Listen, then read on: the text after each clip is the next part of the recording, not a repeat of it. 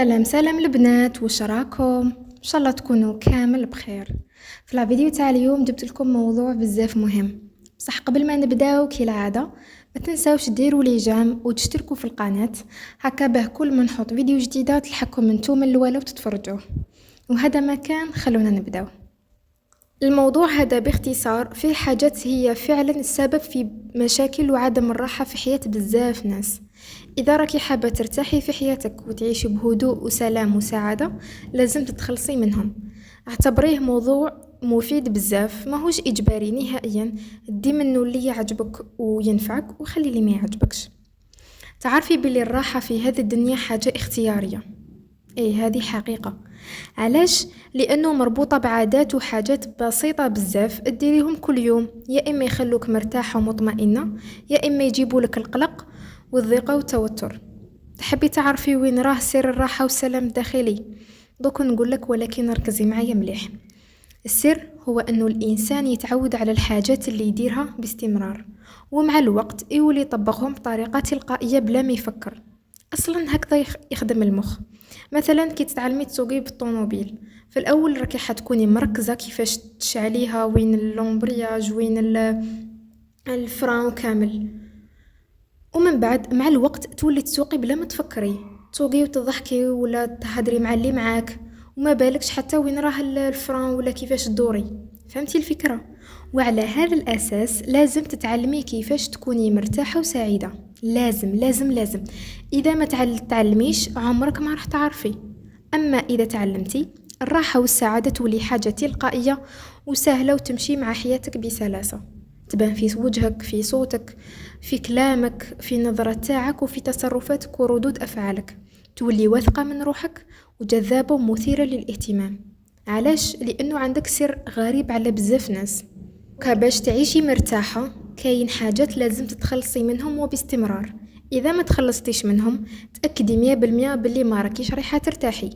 يعني لازم تكسري دائرة عدم الراحة اللي راهي تتعاود في حياتك، وتخرجي منها وديري دائرة جديدة مريحة بزاف. راح نقول لك 10 حاجات، فكري فيهم وقيسيهم على روحك وحياتك. ولا قيسيهم على أي واحد تعرفيه وتقولي عليه أنه راه مرتاح في حياته. نبداو بأول حاجة. حبسي تضييع الوقت مع الناس السلبيين ولا اللي ما يحترموكش. مستحيل ترتاحي وانتي تصرفي وقتك مع ناس يجيبولك غير الهم، ولا غير مستحيل. الناس السلبيين اللي يسمموا الأفكار تاعك ومشاعرك ونظرتك للحياة، تخلصي منهم ديركت. حابة ترتاحي، أي واحد يهبطك لتحت تخلصي منه. أي واحد يرجعك اللور تخلصي منه. أي واحد يستغلك يلعب بمشاعرك وأعصابك، ولا يتعمد يغلط عليك ويحقرك تخلصي منه. في البداية راح تحسي روحك وحدك، اي عادي، وهذا عادي وطبيعي بزاف. اصلا هذه المرحلة ضرورية لازم تمري بها باش تفهمي روحك وتفهمي كيفاش راكي تضيعي وقتك وحياتك. لازم تقعدي مع روحك شوية وتديري تقييم لعلاقاتك من الوقت لوقت. صدقيني تقعدي وحدك فترة خير من مليون مرة من انك تضيعي وقتك مع ناس يستنفذوا الطاقة تاعك ومشاعرك وحتى ثقتك بنفسك. ما تخافيش، راهي فترة قصيرة وبرك، وعقلك يصفى وتفهمي بزاف حاجات ما كنتيش راح تفهميهم وانتي وسط هذا الخليط اللي حاطه فيه روحك. الحاجة الثانية، تخلصي من الانتظار. ما تحطيش في بالك انك تستني حاجة. علاش؟ لانك راح تعيشي حياتك بملل وتوتر مزمن وغريب. راكي تستناي واحد يجي يغيرك، ما يجي حتى واحد. راكي تستناي واحد يقولك واش ديري، ما يجي حتى واحد. راكي تستناي واحد يجي يحقق لك احلامك، ما يجي حتى واحد. راكي تستناي الظروف والمجتمع والناس وحتى اهلك يتبدلوا على جالك، حتى واحد ما راح يتبدل. علاش؟ لانك تعيشي دايما باحساس باللي كاين حاجه ناقصه، حاجه راكي تستنيها تصرى، وماشي شرط تصرى اصلا. علاش تعيشي حياتك بهذا الإحساس الناقص؟ كلامي ما يعنيش باللي ما يكونش عندك طموح ولا أهداف كبيرة ولا أحلام. كاين فرق بين نخطط ونسعى ونخدم على أهدافي، وبين نقعد هكا نستنى التغيير يطيح عليا من السما وأنا ما درت والو. والحل سقسي روحك واش هي الحاجة اللي راكي تستنيها، ودرك واش درتي باش تصرالك ولا تحصلي عليها، ولا كي راكي تستني فيه كاش معجزة تصرى. تحبي المعجزات ديريها بيدك، تحبي تغيري حياتك لازم تقتنعي بحاجة واحدة، انتي المعجزة الوحيدة في هذا الحياة، وتتصرفي على هذا الأساس. غير هكا ما تستني حتى حاجة وتحبسي روحك. وزيد حاجة، شكون قالك بلي غدوة مضمونة؟ عندك ضمان الغدوة؟ ما كاش. وعلى هذا الأساس ارتاحي يا أختي، لأن الحياة والراحة والسعادة راهم الآن وفقط. الحاجة الثالثة، ما تهربيش من مشاكلك. أي واحد عنده مشكلة ويهرب منها ولا يشغل روحه عليها ولا يتجاهلها وكأنها ما راهيش موجودة، على باله مع الوقت راح تروح وحدها، راه العكس تماما. المشكلة تكبر، تتمدد وتنتشر أكثر. المشاكل تحتاج مواجهة وحل، خاطرها ما تختفيش وحدها وما تتحلش وحدها أبدا. أصلا كاين مشاكل تبقى تلاحقك طول حياتك حتى تتعاملي معها بالطريقة الصحيحة. وزيد حاجة، المشاكل جزء من الحياة، يعني وين راكي تهربي من حياتك؟ تقولكم حاجة وفكروا فيها في ثواني. تعرفوا باللي قرار الهروب من المشاكل هو السبب في تدمير حياة أغلب الناس.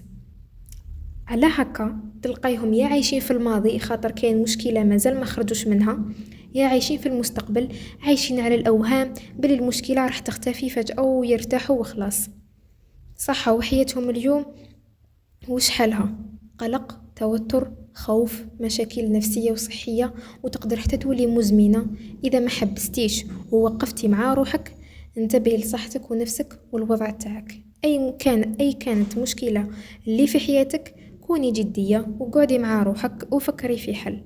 وهذا ما يعنيش أنه الحل لازم يكون كامل من الأول، لا كاين مشاكل الحلول تاعها تجي على مراحل، أجزاء صغيرة ديريهم شوية بشوية ومع الوقت تحل المشكلة كامل. المهم راكي تتعاملي معها بنفسك وبالطريقة اللي تريحك. على بالك بحاجة، غالبا إذا ما حليتيش المشاكل تاعك كاين ناس يقدروا يحلوهم لك، لكن على الطريقة تاعهم وبما يخدم المصلحة تاعهم ماشي المصلحة تاعك. كوني ذكية دايما وتحملي مسؤولية حياتك وطوري مهاراتك في حل المشاكل وما تستناي حتى واحد. رابع حاجة، حبسي نظام المرأة الخارقة في الخدمة ولا في دارك ولا مع صحاباتك ولا حتى مع راجلك. ما كيش خارقة، وعلاش تبغي تلعبي هذا الدور؟ ما تحرقيش روحك ولا طاقتك وصحتك ووقتك على جال الناس. ما توليش انتي اللي الجميع يعتمد عليها ويرمي عليها المسؤوليات والهموم والمشاكل اللي تخصك واللي حتى ما تخصكش. على خاطر انتي العاقلة، انتي الحكيمة، انتي اللي تفهمي، انتي اللي تسكتي وتتحملي. على بالكم باللي صعيب بزاف انه الانسان يمثل انه راه قوي ويرفد كلش فوق راسه. على بالك علاش؟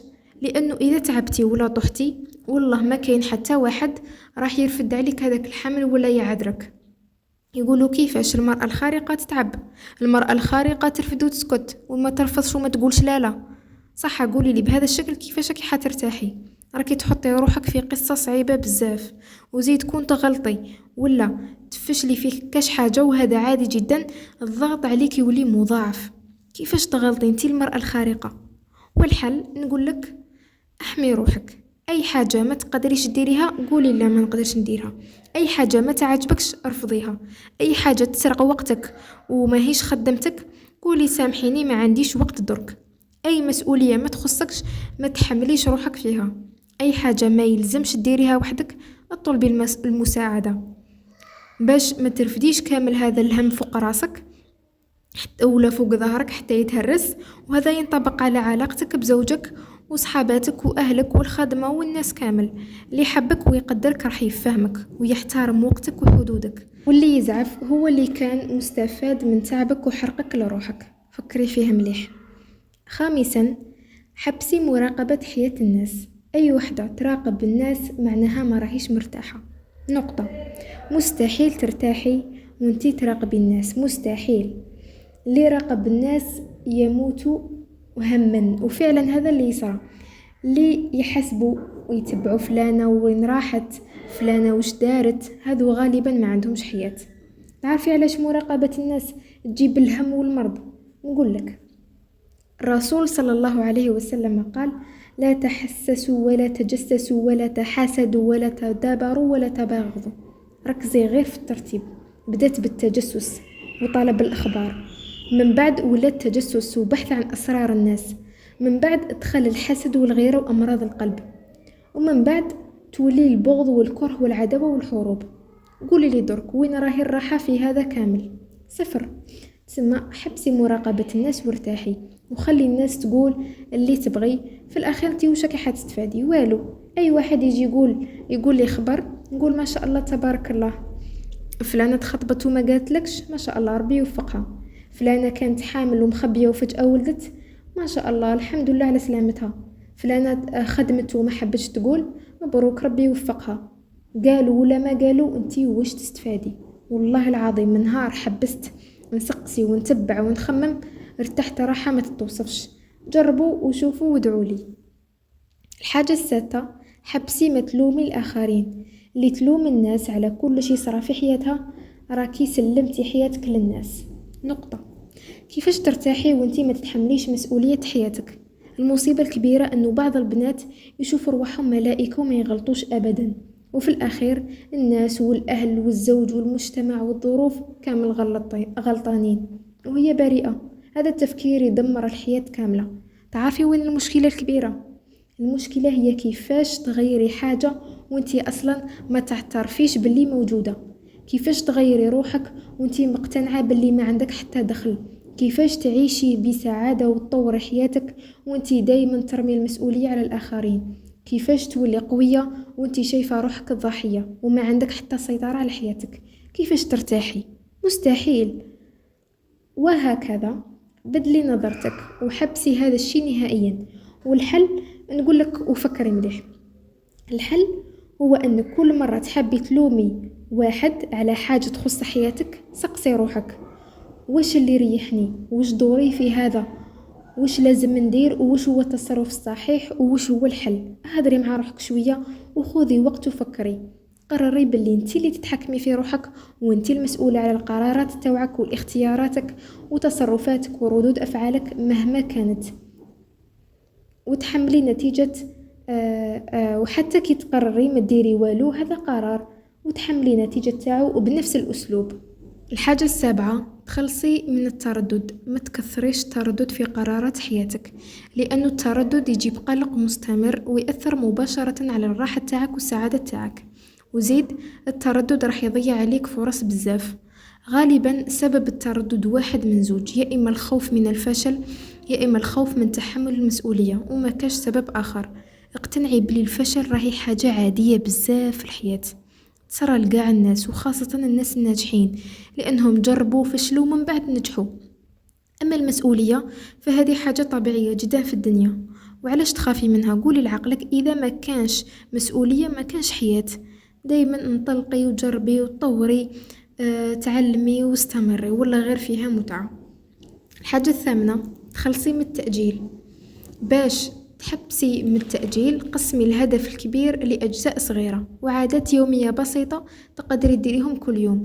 يعني بدل ما تقولي راني حابة ننقص 10 كيلو وعقلك يبان له بلي راه هدف كبير ويولي أجل، بدلي الطريقة. قولي مثلا نمشي كل يوم 20 دقيقة، وانا نسمع القرآن مثلا، ولا ناكل كل يوم 3 حصص خضرة. هكذا راك حتحبسي التأجيل وتحققي إنجازات بسيطة بصح تكون شابة كل يوم. هذه الأمور كي تجتمع مع الوقت نهار ورا نهار شوية بشوية وتتبدلي وتقربي لهدفك أكثر. خطوات صغيرة لكن ثابتة. المهم أنك تبداي دروك، ماشي غدوة، ماشي أول أسبوع، وماشي الشهر الجاي. ما تستناي حتى يجيك النفس خاطر بهذه الطريقة عمرك ما راكي حتبداي. الحاجة التاسعة، تخلصي من الفراغ والعشوائية. تفطري كل نهار وما تعرفيش واش راكي حديري وما عندكش خطة لنهارك، معناها مباشرة انه عقلك يدخل في المود تاع الكسل والطفش والملل. وين راهي الراحة بهذا المزاج؟ الحياة المريحة ما راهيش غير أكل وشرب ونوم وتضييع وقت. هذه حياة راهي واحد محبوس، ماشي حياة إنسان حر. باش تخلصي من هذه المشكلة اللي تفسد الراحة تاعك لازم تقعدي مع روحك شوية وديري خطة للأسبوع.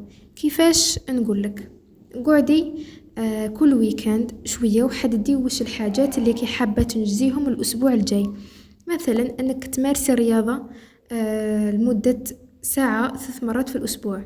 مثلا تخملي الخزانة تاعك ولا تكملي تقرير تاع الخدمة، ولا ديريه كدروس في الإنجليزية، أي حاجة حابة ديريها كتبيها.